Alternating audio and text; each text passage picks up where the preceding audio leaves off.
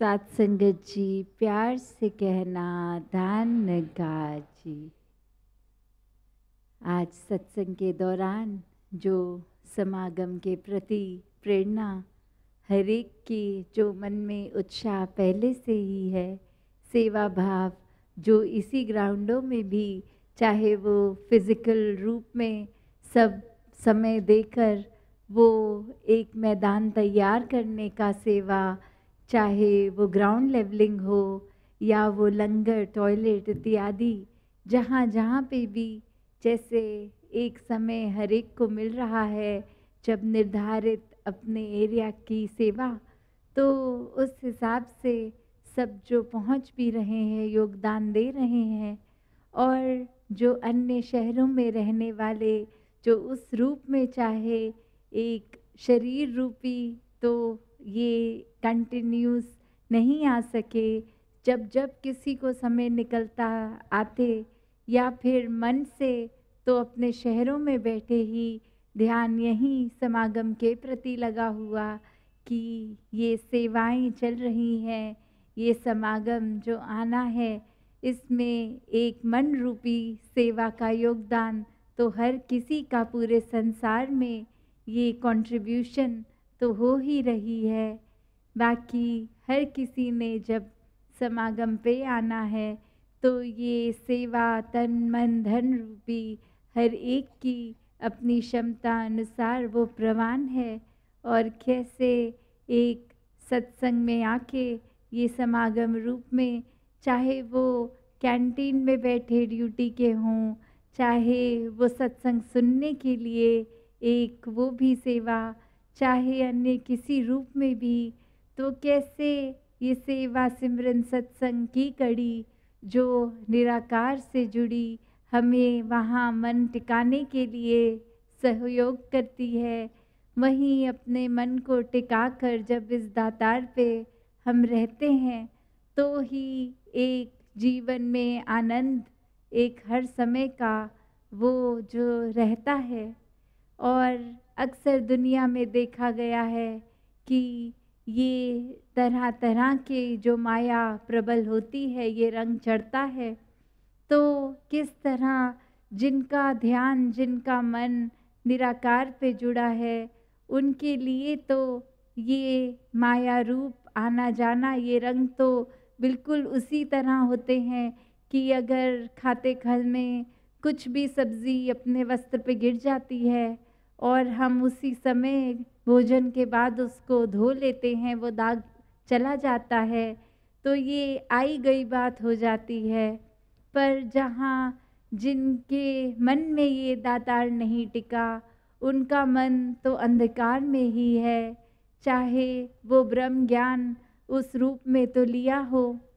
पर मन में अगर निरंकार नहीं बसा तो फिर वो अंधकार में ही रह रहे हैं, ये रोशनी होने के बावजूद भी।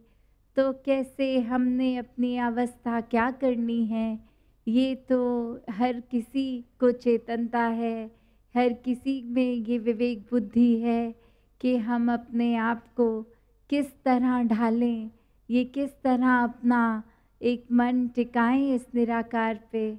जैसे ये सूर्य का उदाहरण है कि सूर्य की रोशनी तो है हर जगह के लिए है, पर अगर हम ही अपने कमरों में बंद हैं, अपने शीशे दरवाजे सील कर लिए हैं, बिल्कुल एक ब्लैकआउट कर दिया है, तो सूर्य होने के बावजूद भी वो सूर्य की किरण नहीं पहुंच पाती। कैसे ये सूर्य की जो आदत है वो विनाशकारी तो होती नहीं है कि हम ये दीवार तोड़ देंगे, ये किरणों का ऐसा कोई ये उनका कैरेक्टरिस्टिक नहीं है कि ये ईंटें कांच को एक तोड़कर रोशनी पहुंचाने का ऐसा विनाशकारी तो नहीं ये स्वभाव। तो फिर एक इंसान के ही मन में ये बात कि हम तो हैं कमरे में जहाँ रोशनी नहीं है, मतलब बाहर तो अंधेरा ही है, सूर्य जैसी कोई चीज़ होती ही नहीं, सूर्य की किरणें कुछ नहीं होती। तो ये मन की अवस्था की बात कि अक्सर फिर हम अगर अंधकार में ही रहना पसंद करते हैं तो फिर तो ये सच होने के बावजूद, ये रोशनी होने के बावजूद भी एक इस रोशनी को हम नकार देते हैं, वो एक उसका एग्जिस्टेंस ना होना ही सत्य मान लेते हैं कि हमें अगर रोशनी नहीं दिख रही तो मतलब रोशनी है ही नहीं। तो ये बात तो सत्य है नहीं। रात के अंधेरे के टाइम भी वो हमें इसलिए रात लग रही है कि धरती उस तरह घूमी है कि सूर्य किसी और देश की ओर अपना मुख किए हुए है, इसलिए ये कुछ घंटों का अंधेरा एक जो आता है, पर इसका मतलब ये नहीं कि सूर्य ही समाप्त हो गया है। नहीं, सूर्य तो हर समय चमक रहा है। अब हमारा ही मुख कहाँ है, उससे वो रोशनी हम पर दर्शाती है कि नहीं। तो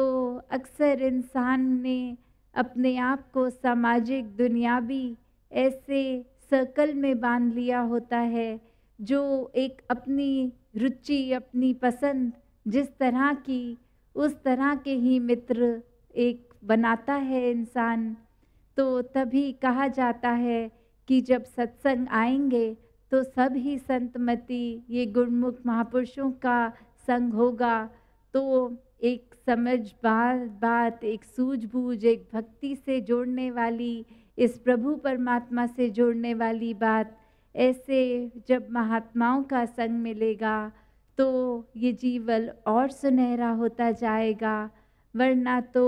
दुनिया में अक्सर हम अगर देखते हैं तो सबने अपने मित्र भी इस तरह बनाए होते हैं कि यदि ये एक कुछ चंद हैं जो दोस्त, ये सिर्फ मौज मस्ती के समय इनको कांटेक्ट किया जाए, ये कुछ पढ़ाई लिखाई में ज़्यादा चुस्त हैं बच्चे, इनको जब हेल्प लेनी हो पढ़ाई में तो वो वाला फ्रेंड सर्कल बन जाए, या आगे किसी को अपना बिजनेस सर्कल, उस तरह से अपनी सुविधा अनुसार सोसाइटी में जो ये मित्र बना लेते हैं, वो तो सिर्फ फिर वो उस पर्पस के कि जब जैसी आवश्यकता तब उन तरह की, उस तरह की थॉट रखने वाले एक मित्र को अपना मित्र बना लिया जाता है। और जैसे ही वो कार्य खत्म, उनसे मित्रता भी खत्म हो जाती है। पर ये सत्संग की कड़ी इस निरंकार ने ऐसी बख्शी है, जो हर समय एक असली परिवार, एक असली दोस्त है, जहाँ ये तो सच्चाई का रास्ता हमेशा ही दर्शाते हैं। संतों ने हमेशा से यही काम किया है। और कभी भी किसी को जब देखते हैं कि अंधकार में जी रहा है, वो तड़प एक संत के मन की कि किस तरह, जिस प्रकार हमारे जीवन में उजियारा हुआ है, वैसे ही औरों के जीवन में भी हो जाए। वरना तो ये दुनियावी तो दोस्त मित्र भी मतलब के ही होते हैं। अगर कोई इंसान अपने अंधकार भरे कमरे में जी रहा हो तो वो मित्र तो खुद उसके कमरे तक तो धूप सेकते हुए आराम से आएगा, और वहाँ अंदर प्रवेश करते ही अपने मित्र को ये झूठी बात भी बताएगा कि आपकी घड़ी खराब हो गई है, सुबह का समय दिखा रहा है, पर देखिए बाहर तो एक अंधकार है, आपके कमरे में भी अंधकार है, तो रात्रि का ही समय है। तो अक्सर ये बहकाने के लिए भी लोग सहायक होते हैं। तो ये चेतनता यहाँ अपनी ही बनती है कि हमने क्या बात को सच्चाई माननी है, किस बात को नहीं, कैसे ये हर समय की सच्चाई, ये परमात्मा अगर मन में है तो हम ज़रूर ही एक फिर सही सोच अपनी धारण करे हुए हैं। एक हम अपना रास्ता, एक चुनाव जो सही दिशा ले जा रहा है, सही स्थान पे रख रहा है, वो मुबारक फिर रास्ता। कैसे फिर अगर हम अपना मन उन्हीं की सलाहों मशवराओं पर टिकाएं जो खुद भी बहके हुए हैं, उन्हीं से कोई जगह का रास्ता पूछ रहे हैं जिनको रास्ता खुद भी नहीं पता, तो वो तो एक भटकाने का ही काम करेंगे। और उस भटकन के वो गलत रास्ते को ही अगर हम सही रास्ता समझ रहे हैं तो भूल हमारे एंड से है। कैसे इस दातार ने हर समय एक ये ज्ञान बख्श के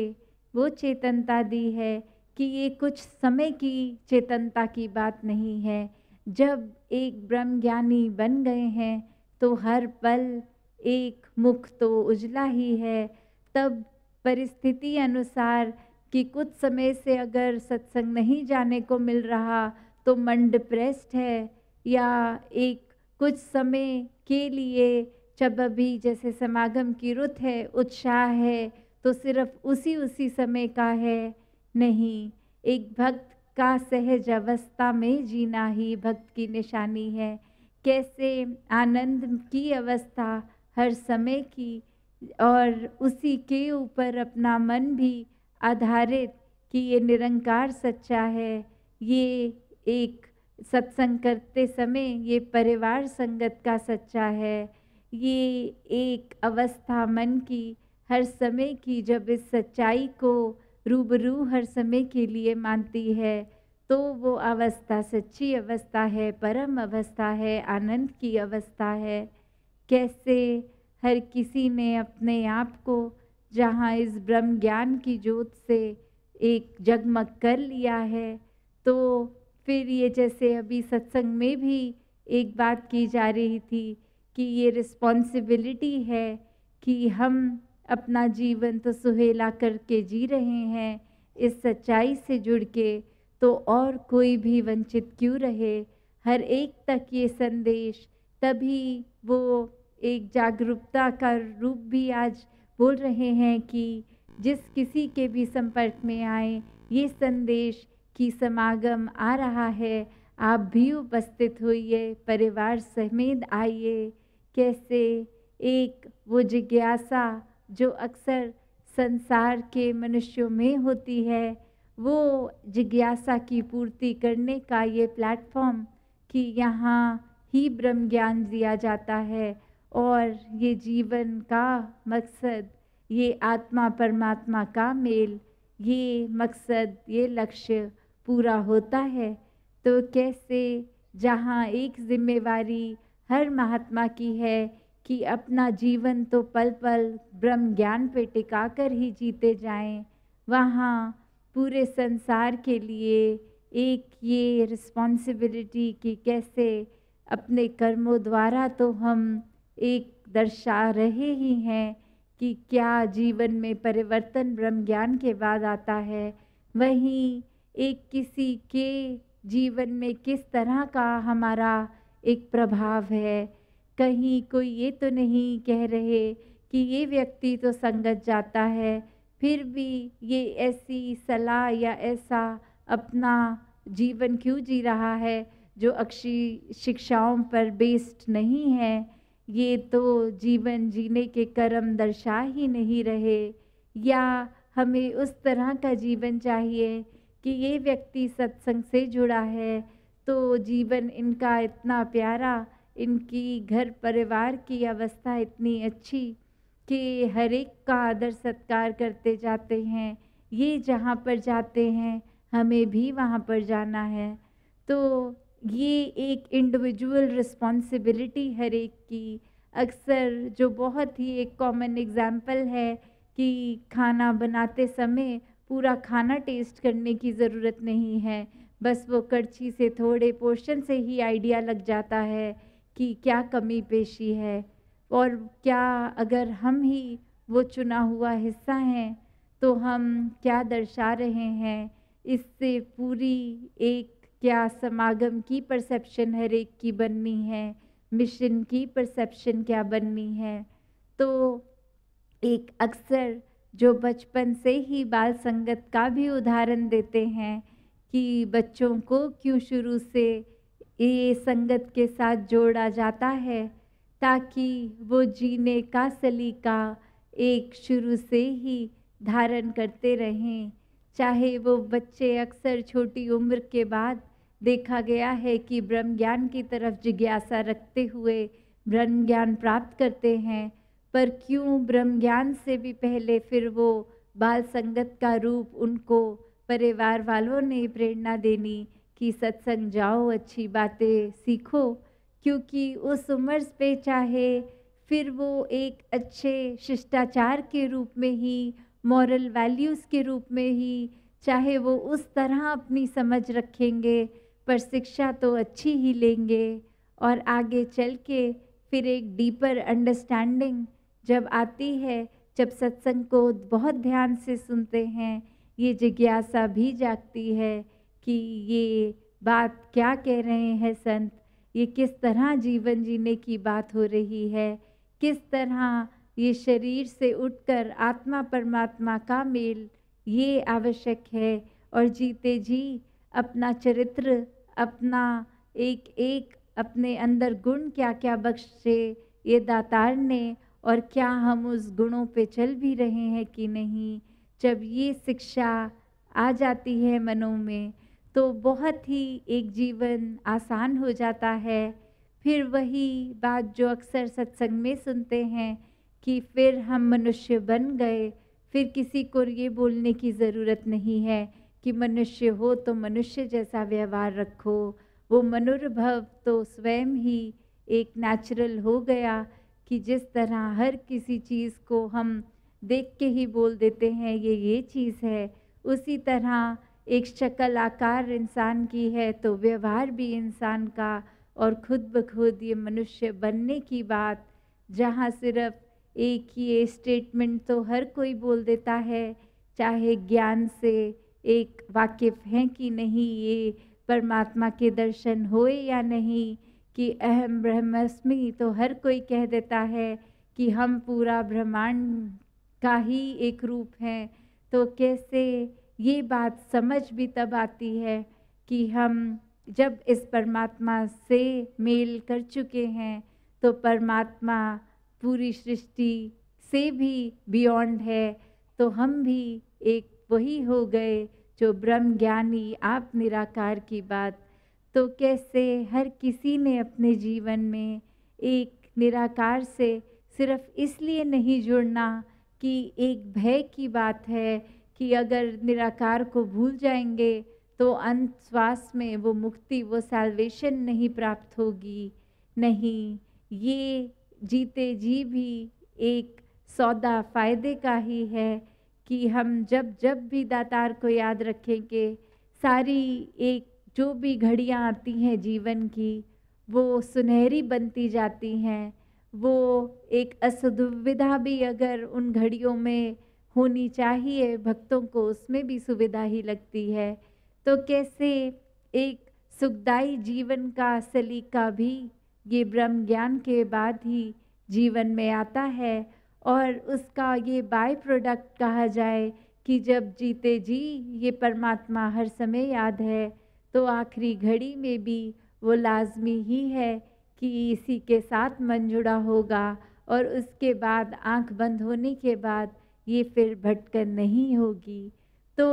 ये भक्ति भी भय में ना की जाए कि निरंकार हमें कुछ देगा जीते जी, चाहे वो मटीरियलिस्टिक पोजेशंस हों, धन दौलत घर इत्यादि परिवार, और कहाँ सिर्फ इसलिए अपना लगाव ना लें कि हम इच्छाएं रखें और वो इच्छाओं की पूर्ति होती जाए। ये एक बेगर्ज बात, ये समर्पित बात कि मन से दातार को प्यार है, इससे प्यार है, इसलिए भक्ति की जा रही है। ये प्रेमा भक्ति की बात, यहाँ जो रिश्ता होता है भक्त और भगवान का, ये ओत प्रोत, जहाँ सिर्फ वो कड़ी प्यार की ही, भय की तो ज़रूरत नहीं है। और ये जब जिससे प्यार ही इतना होता है तो मन में उस तरीके का भय आना कि हाँ, जिस व्यक्ति से हम प्यार करते हैं, चाहे वो परिवार में ही देखे, एक बच्चे का अगर अपनी माँ से प्यार होना, तो उसमें ये भय तब आता है कि वो इतना प्यार करते हैं, हम ऐसा करते हैं, तो अनजाने में कोई भूल ना हो जाए जो दिल तोड़े और वो दिल टूटने का भय होता है। तो कोई ये डरावे वाला भय नहीं, भक्ति में इसकी तो कोई जगह ही नहीं है। पर प्यार से उपजा ये रिस्पेक्ट वाला जो भय है, वो एक नेचुरल भय होना स्वाभाविक है। तो कैसे हर किसी ने जब भी पूरी संगत से प्यार करना है, एक निराकार के प्रति आस्था रखते हुए हर एक को अपना मानना है, तो वहीं ये सेवा सिमरन सत्संग का रिश्ता भी एक मन का रिश्ता दातार से प्यार से ही ये निपटा चला जाए। तो हर एक ने जहाँ समागम के प्रति अपनी सेवाएं अर्पित कर रहे हैं, आगे भी करनी है, वहीं अपना भी कंडक्ट पहले ये पूर्णता इसके ऊपर ही उतरे और वहीं हर एक तक ये संदेश प्यार का, प्रीत का, नम्रता का हर कोई पहुंचाता चले जाए। साथ संगत जी, धन निरंकार जी।